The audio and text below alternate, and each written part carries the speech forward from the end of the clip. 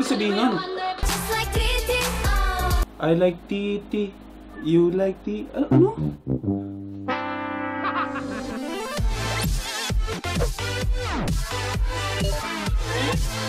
First timers, what's up sa inyo? Anong first time ang meron sa inyo ngayon?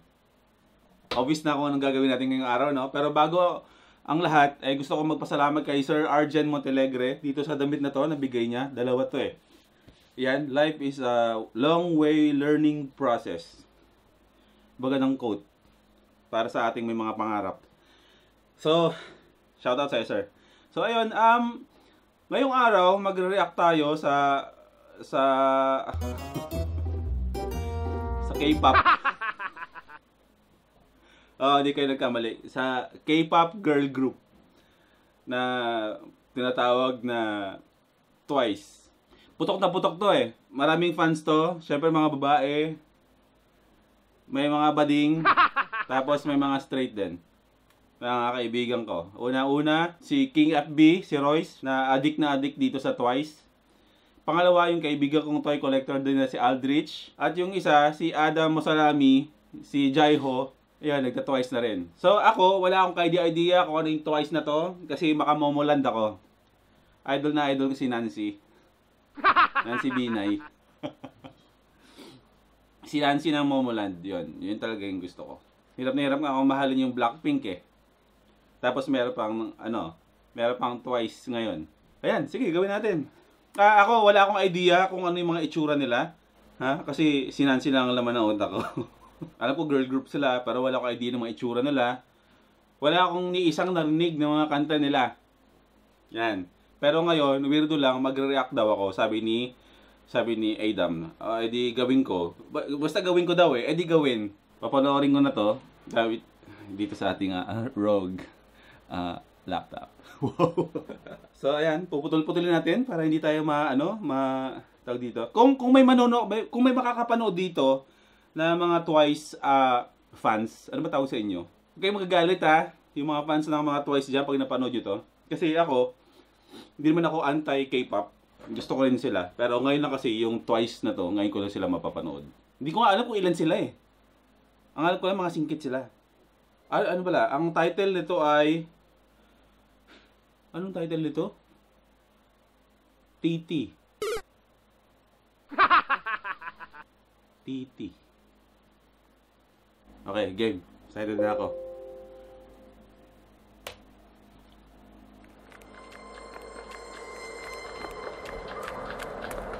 Okay, may witch. Ano to? Harry Potter inspired?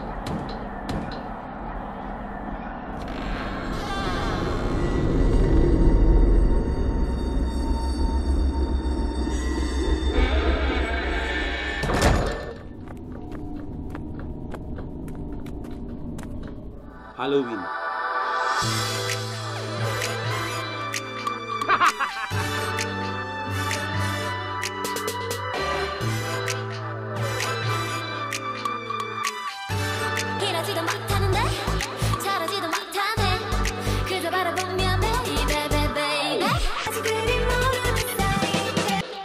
Tika nga. Pili ko, mga mukha rin sila mga Momoland. Pero magaganda sila, pero parang lahat sila magkakamukha. Pero yung kanta, masaya. Game. Ito maganda.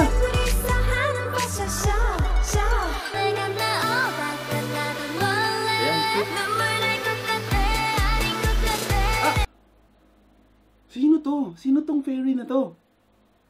Sino to? Wait. Nako, Nancy. Wait lang, Nancy ha? Wait lang. Sino yung fairy?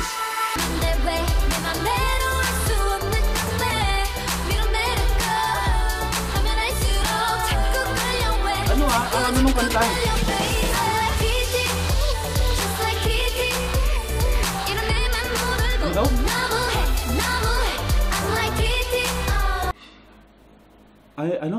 No?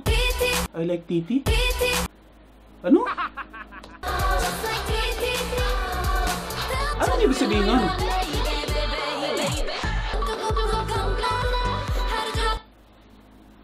I like titi, you like tea. Ano? May meaning yun.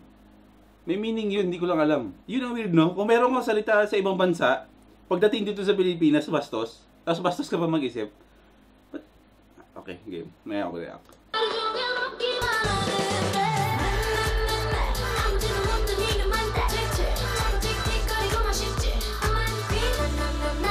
Cut Tumal.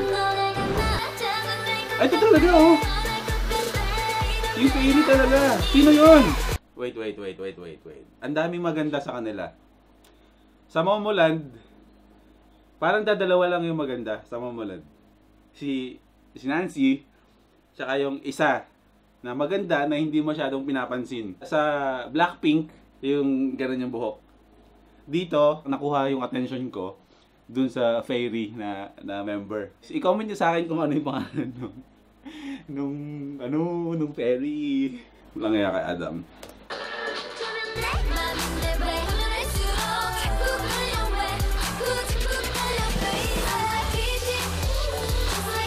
Just like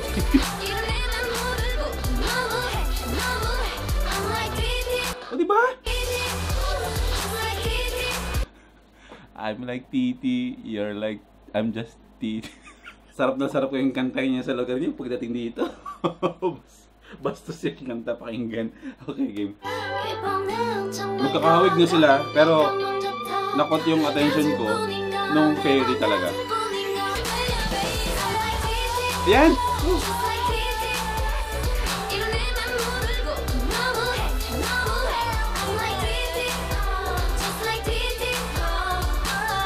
Okay. Wait lang. Alamin ko muna kung anong ibig sabihin ng ano na yan. Adam. Ba't gano'n yung kanta? Anong ibig sabihin nung titi? Umiiyak. Crying.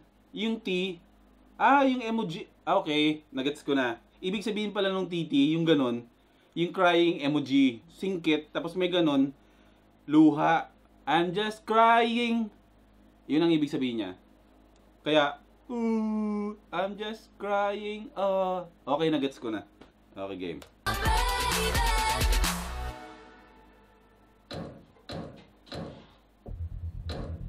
Tapos na. Bitin. Pero gusto kong balikan. Babalikan ko lang yung Fairy.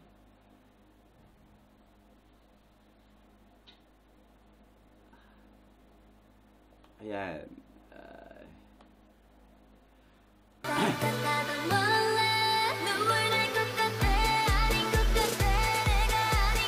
Sino to? Gumagano sila. Pero so far, cute sila. Maraming cute, pero nakakuha ng attention sa akin yung Fairy. Siyempre ako naman, hindi naman ako super fan ng mga K-pop girl group. Pero eto, nagkaka-interest ako sa Twice. Lovely nga silang lahat. Masaya panoorin. Hindi ko masisisi kung may mga straight na mga lalaki na nagiging fan ng ano na to, ng girl group na to. Pero syempre, huwag natin kakalimutan na ang mga girl K-pop group ay etong mga to ay mga descendants na lang na ano yan, ng mga Wonder Girls. Yung kumanta nung Nobody But You. Mga ganyan, diba? Nobody But You. Tapos, nasundan nung 2NE1, sila yung mga nauna talaga.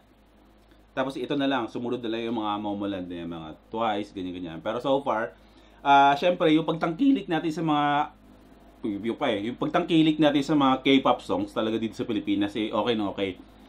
Walang masama dyan. Ang music kasi, kahit ibang, general, word language yan. Na kahit iba-ibang lahi yung kumakanta, nagka-connect tayo, hindi ko ma-explain maayos. Basta, music is a language that everyone connects or understands by heart or... Ako, natuwa ako. Charming, magaling sumayaw, mga cute sila. Iba yung galaw ng mga Koreana, no? Pag sumasayaw, iba yung mga galawan nila. Basta, iba. So yun, sa lahat ng mga fans ng Twice, mga K-pop fans din nanonood dito, huwag nyo sana akong ihita. Wala namang sinabing hindi maganda eh. Gusto ko sila. Okay, like, comment, and subscribe. I like Titi.